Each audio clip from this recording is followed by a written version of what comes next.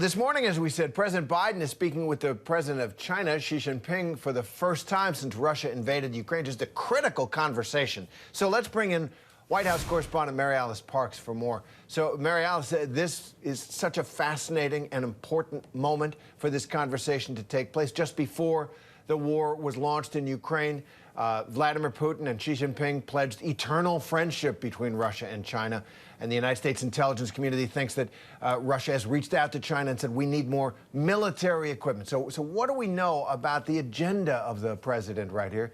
What is he going to be telling the Chinese president?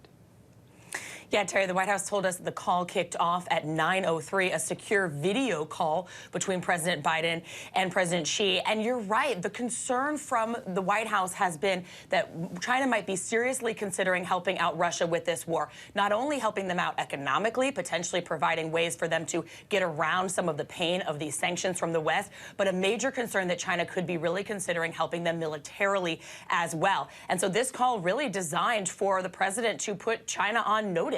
The White House telling us he plans to be candid and direct, that he wants to convey that there will be consequences from the West if China is to get involved and is to help Russia. The White House not wanting to talk about what those consequences might be. But this is a really big deal because they are worried that these two major powers aligning and working together would really change the dynamics of the war.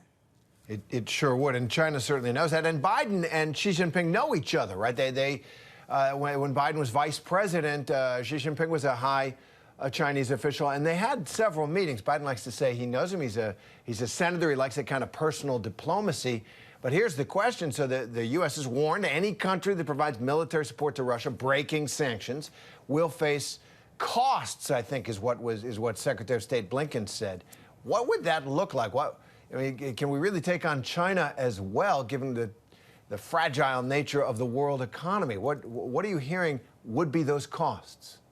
Yeah, that's the major question, Terry. And we did hear Secretary of State Blinken start to really get out in front of this call today. He said that China has been on the wrong side of history with this war. And we've seen on the diplomatic stage, on the sort of global diplomatic stage, we've seen China repeatedly vote with Russia at the UN. And Secretary of State Blinken has been very blunt in how much he disapproves of that, saying that Russia has already been isolated on the global stage and that basically threatening that China shouldn't want that same fate. But you're right, it is hard to imagine the West uniting to, for example, put sanctions on China or something like that. It's hard to imagine the West being willing to absorb that kind of economic cost. But we're continuing to ask the White House. So far, it seems like it's more like something around that. Sanctions, economic punishment is more what they are considering.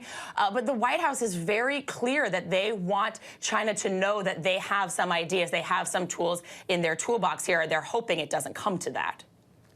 Absolutely. And Vladimir Putin now turning to the negotiations, the peace talks supposedly between Russia and Ukraine.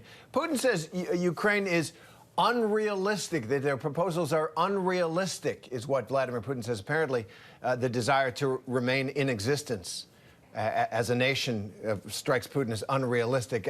What is the United States' attitude about these peace talks? We're hearing from Ukraine, from the president and other officials. They think there's some promise here. There's something happening. What does the United States think? Yeah, we've been asking the White House repeatedly. I asked Jen Psaki in the briefing room just last week whether the United States is playing sort of a formal role in trying to get people to the table here. She wouldn't say that. They've been careful. I think they know that if it looks like the United States is strong-arming this, that could actually backfire on either end. But of course, the United States is saying that they want any diplomatic solution. They want the fighting to stop. That peace is always, of course, the goal. But they're not exactly feeling optimistic yet, Terry. No one is, I'm afraid. MaryAlice Parks, thanks very much for that.